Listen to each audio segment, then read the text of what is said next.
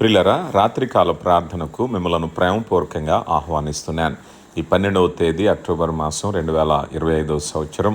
ఈ దినమంతా దేవుని కాపుదల మనకు అనుగ్రహించబడింది.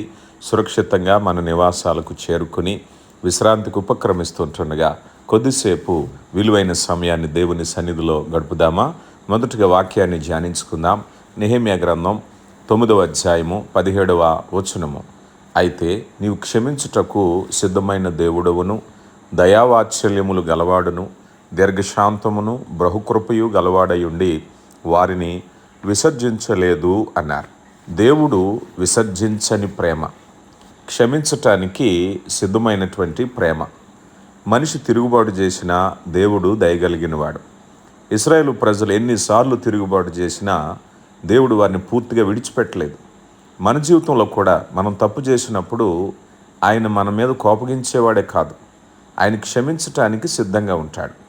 ఆయన మన పాపాలు గుర్తు చేసుకోవటం కాదు, మన పశ్చాత్తాపాన్ని చూడాలనుకుంటాడు. నెహెమ్యా ప్రజల కోసం ప్రార్థిస్తున్నప్పుడు ఆయన దేవుని గుణాలను గుర్తు చేస్తున్నాడు. అదేమిటయ్యా అంటే ఇక్కడ 4 విషయాలు. ఒకటి, క్షమించటానికి సిద్ధమైన మనసు కలిగినవాడు, దయావాత్సల్యము కలిగినవాడు, దీర్ఘశాంతము కలిగినవాడు, బహుకృప కలిగినవాడు అని ఈ వచనంలో 4 విషయాలు చూస్తున్నాం. క్షమించటానికి సిద్ధమైన మనసు కలిగిన దేవుడు. ప్రియులరా, మనం ఏ పాపం చేసినప్పటికీ పశ్చాత్తాపంతో ఆయన దగ్గరికి వెళ్ళినప్పుడు క్షమించటానికి శక్తి కలిగినవాడు, ప్రేమ కలిగినవాడు. యోహాను గారు రాసిన మొదటి పత్రిక 1వ అధ్యాయము 9వ వచనములో మన పాపములను మనం ఒప్పుకుని ఎడల ఆయన నమ్మదగిన వాడును నీతిమంతుడను గనక ఆయన మన పాపములను క్షమించి సమస్త దుర్నీతి నుండి మనలను పవిత్రులుగా చేయను అంటున్నారు. ప్రియులారా, గమనించండి. రెండవది, వాత్సల్యము కలిగినవాడు. మన బలహీనతలను తెలుసుకుని మనపై దయ చూపించే దేవుడు. సాధారణంగా లోకంలో మన బలహీనతలు ఎప్పుడైతే తెలుస్తున్నాయో వాటిని బట్టి మనల్ని తక్కువ చేయాలని, వాటిని బట్టి మనల్ని ఆడించాలని అనుకుంటారు. కానీ దేవుని ప్రేమ ఎలాంటిదయ్యా అంటే మన బలహీనతలను బట్టి మన ఎడల దయ చూపించే దేవుడు. 103వ సంకీర్తన 13-14 చరణాల్లో తండ్రి కుమారుల ఎడల జాలిపడినట్లుగా యెహోవా తన యందు భయభక్తులు గలవారి ఎడల జాలిపడును. మనము నిర్మించబడిన రీతి ఆయనకి తెలిసి ఉన్నది.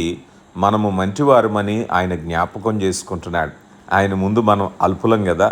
మనం నిర్మించబడిన రీతి ఆయనకు తెలుసు కనుక మనం మంచివారమని ఆయన జ్ఞాపకం తెచ్చుకుంటున్నాడు. ప్రియులారా, గమనించండి. మూడవది, దీర్ఘశాంతం కలిగినవాడు. అంటే త్వరగా కోపపడని మనసు. వాస్తవానికి మనిషి దేహంతో జరిగించిన క్రియలకు ఖచ్చితంగా తీర్పు దినాన హాజరు కావాలి. కానీ ఈ లోపుగా ఆయన కావలసినంత దీర్ఘశాంతాన్ని మానవులమైన మనెడలు చూపిస్తున్నారు.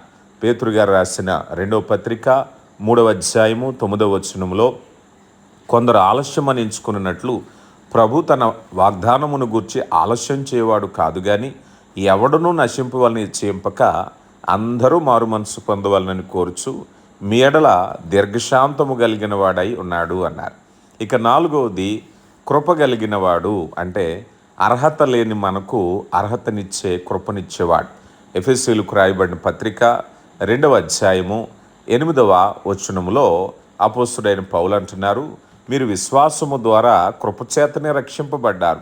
కనుక ప్రియులరా, దేవుడు ఈ 4 రకాలుగా తండ్రి కుమారుని ప్రేమించే రీతిగా ప్రేమించే దేవుడు.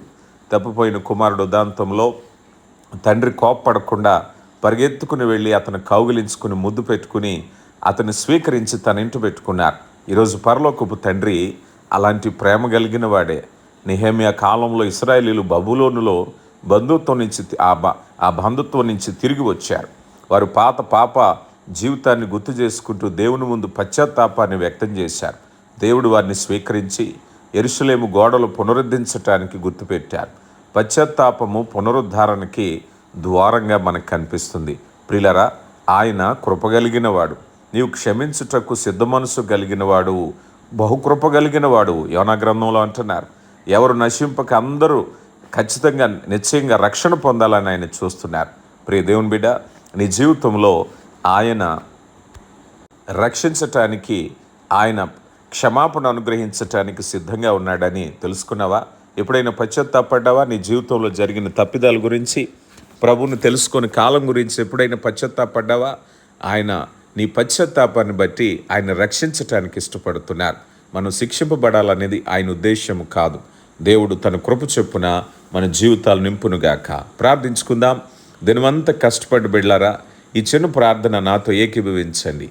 శక్తివంతుడైన దేవా, ప్రేమ కలిగిన తండ్రి, మహోన్నతుడా, ఈ 12వ తేదీ అక్టోబర్ మాసం 2025 సంవత్సరం దినమంతా మా పనిపాట్లలో మీరు తోడుగా ఉన్నారు.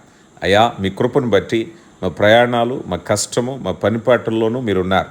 బిడ్డలు స్కూళ్లకు, కాలేజీలకు వెళ్ళి క్షేమకరంగా తిరిగి రావటానికి కృపనిచ్చారు.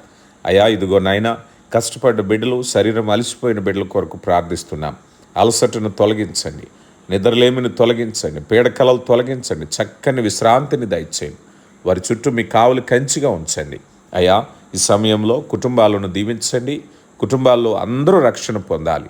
కుటుంబాల ఆర్థిక సమస్యలు తొలగించండి, అప్పుల భారం తొలగించండి. అయ్యా, కుటుంబాల ఐక్యతను దయచేయండి. మా బిడ్డల చదువులు, ఉద్యోగ, వివాహ ప్రయత్నాల్లో మీరు ఉండండి. అయ్యా, ఇదిగో నాయన, ఎవరైతే సొంత గృహం లేకుండా ఉన్నారో దర్శించండి. ఎవరైతే గర్భఫలం లేకుండా ఉన్నారో దర్శించండి. ఎవరైతే నాయన సమస్యలు ఉన్నారో దర్శించండి.